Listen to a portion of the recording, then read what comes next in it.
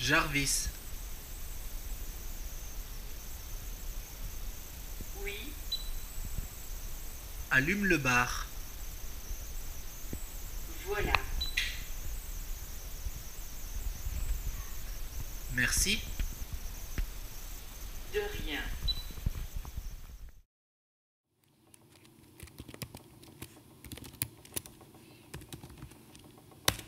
Bonjour Alex. Bonjour à tous, nous revoilà pour une vidéo sur la domotique. Alors cette fois-ci, on va voir un petit programme que j'ai fait qui s'appelle Jarvis. Je sais pas si vous avez vu le film Iron Man. Il y a un robot en fait dans sa maison qui s'appelle Jarvis et qui lui permet de contrôler sa maison, etc., etc. Et cetera. Et voilà, j'ai eu envie de faire la même chose, donc j'ai cherché sur internet donc des logiciels qui existaient déjà. Et il y a des initiatives comme Jasper ou comme d'autres. Le problème étant qu'ils sont difficilement utilisables en français. J'ai essayé, j'ai pas vraiment réussi, donc du coup j'ai décidé de développer le mien. Ça c'est la page qui explique un peu ce que j'ai fait et comment ça fonctionne et comment l'installer. Donc je fais cette vidéo un peu pour partager ça avec vous et que vous puissiez aussi l'essayer. Ce que je vais faire, c'est qu'avant de vous faire une démo, je vais rapidement vous présenter le logiciel et ensuite je vous ferai un peu une petite démo. Donc là, vous voyez, je l'ai lancé en parallèle. Donc là, il écoute ce qu'on dit. Alors j'ai déjà dit Jarvis, mais il n'a pas réagi parce qu'en fait, pour pouvoir réagir, il faut qu'il y ait un espace avant et un espace après. Voilà, ça évite des mauvaises reconnaissances. Donc quand je dis un espace, un silence, hein, il faut qu'il y ait un silence avant et un silence après, d'au moins une seconde. Alors, l'idée de Jarvis, de ce petit programme, c'est qu'il fonctionne donc sur un Raspberry Pi, donc sur un ordinateur très léger. Là, le mien, il est dans le meuble derrière. Et vous lui branchez donc des enceintes, donc c'est ce qu'on voit là, et un micro, ce qu'on voit ici, pour que vous puissiez donc utiliser ce logiciel et donc parler, faire des commandes vocales. Et donc que lui puisse exécuter derrière ces commandes. Alors en gros comment ça marche, donc là j'ai mis une simulation de ce qui peut se passer, donc de comment vous pouvez l'utiliser. Donc là quand vous le lancez, donc vous le lancez comme ça, et lorsque vous le lancez, il va vous dire bonjour et votre nom. Bien sûr ça vous pouvez le configurer, et il va vous dire qu'est-ce qu'il attend que vous lui disiez pour qu'il puisse écouter une commande. Donc en fait ça se passe en deux étapes. Pour éviter que tout ce que vous puissiez dire dans la pièce ou lorsque vous regardez la télé soit interprété comme des commandes, il faut d'abord lui dire son nom. Là, il vous dit oui, enfin ça vous pouvez le configurer, et après là vous dites la commande. Voilà. Donc là, il va vous dire ok, j'ai besoin d'entendre Jarvis, et c'est en disant ça que vous allez actionner le mode commande. On va appeler ça le mode commande. Si vous dites pas Jarvis, tout ce que vous allez dire va être essayé d'être reconnu pour essayer de trouver le mot Jarvis à l'intérieur. Mais s'il ne reconnaît pas, voilà, il va dire blablabla, donc tout ce qui est écrit là. Donc tout ce qui est bruit de fond, les enfants qui rigolent, etc. Donc ce sera écouté en continu. Mais tant que le mot Jarvis n'est pas reconnu distinctement avec un silence avant, un silence après, il ne se met pas en mode commande. Donc dès que vous le dites le mot Jarvis, à ce moment-là, il va le comprendre, il va dire oui. Ça aussi vous pouvez le régler, on va voir ensemble. Et après, donc là, vous donnez votre commande. Donc là, c'est allumer la lumière. Et donc, lui va aller chercher dans un fichier de commande que vous pouvez paramétrer les mots-clés et va exécuter la commande correspondante. Là, vous pouvez donner une autre commande. Vous n'avez pas besoin de redire le mot Jarvis. Pourquoi? Parce qu'en fait, à partir du moment où vous rentrez en mode commande, vous rentrez en mode conversation. C'est-à-dire que vous pouvez continuer de donner des commandes, mais si au bout de 10 secondes vous n'en donnez pas, à ce moment-là, il quitte le mode conversation. Vous pouvez aussi forcer de quitter le mode conversation en disant annuler. Voilà, je l'ai configuré comme ça, mais dans le fichier de commande, vous pouvez dire n'importe quoi, terminer, tout ce que vous voulez. Et une fois que les 10 secondes sont passées ou que vous avez dit annuler, à ce moment-là, il va vous dire ok, j'ai besoin d'entendre le mot-clé pour pouvoir me réactiver, on va dire. L'idée c'est que je l'ai fait de manière à ce que vous puissiez le configurer largement, donc vous pouvez tout changer, vous pouvez changer son nom, vous pouvez changer comment il réagit, vous pouvez changer la langue, et vous pouvez rajouter des commandes, etc. etc. Alors, comment l'installer? Donc j'ai tout mis sur GitHub, donc le code est libre, vous pouvez y aller, vous pouvez le télécharger, vous pouvez le modifier. Vous devez avoir Git pour l'installer, mais vous n'êtes pas obligé, vous pouvez l'installer, le télécharger sans Git, mais à ce moment-là, vous ne pourrez pas bénéficier de la mise à jour automatique. Donc je vous conseille quand même d'utiliser Git pour pouvoir bénéficier de la mise à jour. et donc des différentes évolutions et corrections que je fais au fur et à mesure. Vous devez lancer un processus d'installation, donc vous lancez Jarvis, d'ailleurs il manque le point .sh, je vais le rajouter sur le site, -i pour install, et donc là ce qu'il va faire c'est qu'il va régler, il va vérifier donc les différentes dépendances, donc si vous avez bien tout ce qu'il faut sur le Raspberry Pi. Ensuite il va vous aider à identifier donc votre matériel audio, donc micro et haut-parleur, vérifier que ça fonctionne bien, donc il va détecter avec vous l'adresse du matériel pour l'utiliser, et ensuite il va vous guider donc dans la configuration de Jarvis. Donc je ferai une vidéo à part pour, si vous voulez, pour montrer l'installation pas à pas. Donc si vous en avez besoin, n'hésitez pas à me le dire dans la vidéo. Ensuite, donc il y a, on va dire, 3 fichiers principaux que vous pouvez configurer. Il y a le fichier Jarvis config, et donc c'est dans ce fichier là que vous dites comment Jarvis s'appelle, est-ce que c'est en écoute continue ou est-ce qu'il faut appuyer sur le clavier pour dire une commande. Là vous voyez c'est en écoute continue. La langue, si c'est français, si c'est anglais, votre clé Google API. Par défaut j'utilise Google Speech qui est un service de reconnaissance de vocale sur internet, donc il vous faut une clé et vous pouvez l'obtenir gratuitement en suivant ce lien ici. Et plein d'autres configurations que vous pouvez setter donc dans ce fichier là. Il y a même des petites phrases comme par exemple le bonjour ou ce que vous voulez, vous pouvez le traduire, vous pouvez lui faire dire un peu ce que vous voulez. Ensuite, le fichier de commande, donc ça c'est le fichier où sont stockées en fait la liste des commandes, la liste des ordres qu'il sait reconnaître et ce qu'il doit faire lorsqu'il reconnaît ces ordres là. Donc comment ça fonctionne? Il y a un pattern qui doit être reconnu. Donc avec des mots. Les étoiles, ça veut dire n'importe quel mot avant et ici n'importe quel mot après. Donc là, si vous faites une phrase avec test, tu vous dites par exemple bonjour, ceci est un test, lui derrière il va exécuter cette commande. Donc en fait, le say, c'est une fonction que vous pouvez utiliser, que j'ai faite, qui vous permet de lui faire dire quelque chose, tout simplement. Donc ici, ça veut dire say, ça marche. Donc lui, si vous dites bonjour, ceci est un test, il va dire ça marche. Voilà. Vous pouvez du coup mettre n'importe quel type de commande, c'est une commande qui sera exécutée sur la console, sur le terminal, ou vous pouvez faire de la domotique. Donc là par exemple ici c'est une commande Moshad en fait qui permet d'allumer une lumière, voilà, et si ça se passe bien, derrière vous lui faites dire ça y est c'est fait. Voilà. D'ailleurs si vous voulez en savoir plus sur Moshad, l'X10 sur le Raspberry Pi, j'ai fait une autre page, donc vous pouvez cliquer sur ce lien pour en savoir plus. Et vous pouvez rajouter toutes vos commandes. Il va la regarder dans cet ordre là, donc il faut être un peu judicieux sur le choix des mots et où mettre les étoiles, mais ça vous pouvez l'améliorer au fur et à mesure. Voilà, donc c'est déjà livré avec pas mal de commandes simples comme quel jour on est, quelle heure il est. D'ailleurs je vous ferai une démo là-dessus après, mais vous pouvez rajouter les vôtres bien entendu. Ensuite, donc le Jarvis Function, ça c'est le dernier fichier que normalement vous n'êtes pas censé modifier, mais pour les utilisateurs avancés qui veulent vraiment pousser loin la customisation, vous pouvez modifier les fonctions principales d'écoute, les fonctions de reconnaissance vocale, les fonctions de synthèse vocale et la fonction pour lire un fichier audio. Ça vous permet de customiser vraiment Jarvis et par exemple utiliser un autre moteur de reconnaissance vocale ou un autre moteur de synthèse vocale que Google Speech.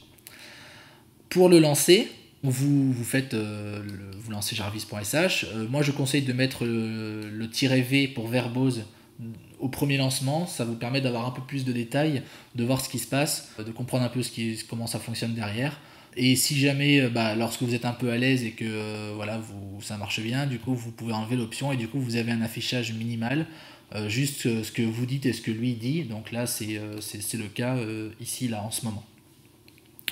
Il y a des options avancées, donc vous pouvez regarder donc en faisant "-h pour aide, vous pouvez voir les différents types de commandes que vous pouvez, les différentes options que vous pouvez utiliser au lancement.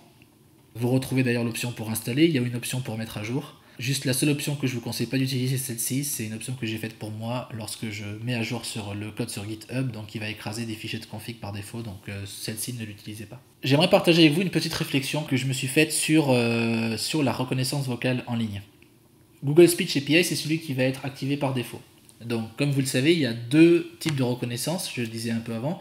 Il y a la reconnaissance du mot-clé, c'est-à-dire le mot Jarvis, et il y a la reconnaissance de la commande. Donc lorsque vous dites le mot-clé, il va se mettre en mode écoute de la commande, et là vous pouvez donner votre commande. La reconnaissance du mot-clé nécessite qu'il soit en écoute permanente, c'est-à-dire que tout ce que vous allez dire va essayer d'être reconnu en texte, et donc par défaut, si vous utilisez Google, va être envoyé sur Internet, donc, ce qui peut poser des questions de vie privée. Donc pour ça, vous pouvez utiliser une alternative hors ligne, qui fonctionne hors ligne, comme par exemple Pocket Sphinx, qui est la principale alternative hors ligne pour le Raspberry Pi. J'ai fait un petit tableau comparatif des deux sur différents critères. Sur le critère du prix, Pocket Sphinx est libre et gratuit, vous pouvez l'utiliser comme vous voulez, alors que Google Speech API en fait a une limite de 50 appels par jour. Donc ce qui va vite être un problème dans un environnement bruyant, si vous avez des enfants, vous regardez des films, tout ce qui va être dit va être traduit. Donc la limite des 50 appels par jour, vous allez l'avoir en quelques minutes. Donc c'est pas forcément les meilleures conditions d'utilisation. En tout cas pas en mode écoute continue. En mode clavier, ça c'est pas un problème. Enfin, quand je dis clavier, c'est lancer une commande avec une touche du clavier. Au niveau de la vie privée, bien entendu, tout ce qui va être dit va être envoyé sur Internet avec Google Speech, donc ça peut vraiment poser un problème pour certains, donc c'est vraiment un critère à prendre en compte. Alors que le Pocket Sphinx n'a pas ce problème-là. Au niveau du vocabulaire, ce qu'il faut savoir, c'est que Pocket Sphinx peut marcher avec un très très grand vocabulaire, mais sur le Raspberry Pi, la puissance fait qu'il ne peut pas gérer un très grand vocabulaire, donc il faut limiter le vocabulaire. Google Speech API n'a pas ce problème-là, il a une très bonne reconnaissance dans toutes les langues qu'il supporte, et une très bonne précision ainsi qu'un très bon temps de réponse. Au niveau de la précision, Pocket Sphinx fonctionne si le dictionnaire est assez restreint. Voilà, donc on parle d'une centaine de mots. Si vous mettez plus de mots, si vous en mettez des milliers, ou que vous utilisez le dictionnaire anglais complet, la puissance fait qu'il ne va pas être capable de traduire au fur et à mesure que vous parlez. Donc, au final, il ne détectera jamais le mot-clé. Du coup, comment faire ?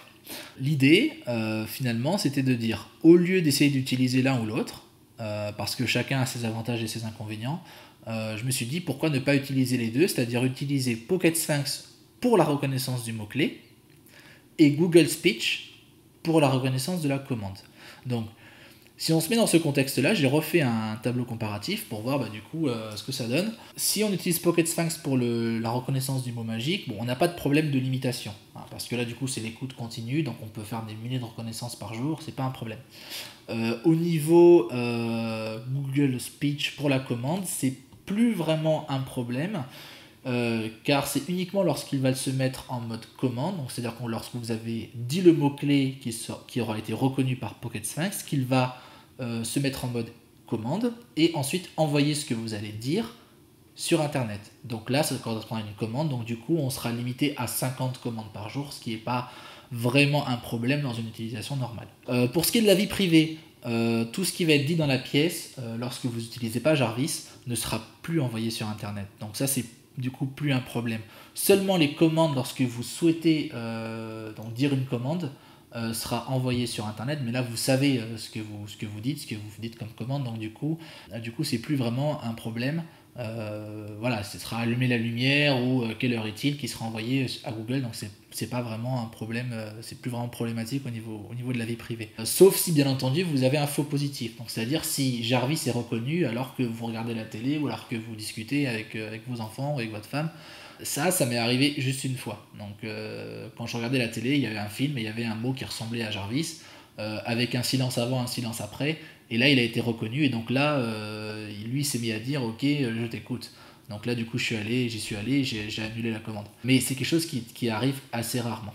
Mais il faut bien configurer votre dictionnaire Pocket Sphinx pour éviter ce genre de situation, et que votre mot-clé soit quelque chose qui soit pas prononcé dans des phrases de la vie courante. Là d'ailleurs vous voyez, il est lancé depuis tout à l'heure, il n'a pas du tout reconnu le mot Jarvis, bien que j'arrête pas de le dire, mais comme je le dis dans des longues phrases et que je parle assez vite, du coup il se met pas en mode écoute, donc là ça va.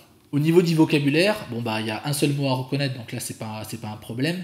Après il faut savoir que si vous mettez juste un mot dans le dictionnaire de Pocket Sphinx, tout ce que vous allez dire va être reconnu comme ce mot-là, parce qu'il en connaît qu'un seul. Donc en fait ce qu'il faut faire, c'est qu'il faut en rajouter une petite centaine pour qu'il ait un bon échantillon. Moi j'ai pris les 100 mots les plus utilisés dans la langue anglaise, et donc du coup tous les mots que vous voyez là, c'est des mots parmi les 100 mots les plus utilisés, et j'ai rajouté, en plus de ces 100 mots là, j'ai rajouté Jarvis. Au niveau de la précision, si le dictionnaire est assez faible, comme là 100 mots, il n'y a pas de problème de précision, ça fonctionne assez bien et au niveau de la vitesse c'est aussi satisfaisant. D'ailleurs les deux réagissent à peu près à la même vitesse dans cette configuration là, en tout cas avec le Raspberry Pi. Donc du coup j'ai intégré dans la version Jarvis actuelle les deux implémentations de Google Speech et de Pocket Sphinx et vous pouvez choisir lequel vous voulez utiliser pour la reconnaissance vocale dans le fichier jarvisconfig.sh. Par défaut les deux sont sur Google, mais si vous installez Pocket Sphinx vous pouvez le choisir ici donc pour la reconnaissance du mot-clé, donc Trigger Speech to Text, et Google pour la reconnaissance de la commande. Voilà, donc c'est ma configuration actuelle, j'en suis vraiment très satisfait. La seule chose, c'est que Jarvis avec l'accent anglais, bon, c'est pas forcément intuitif.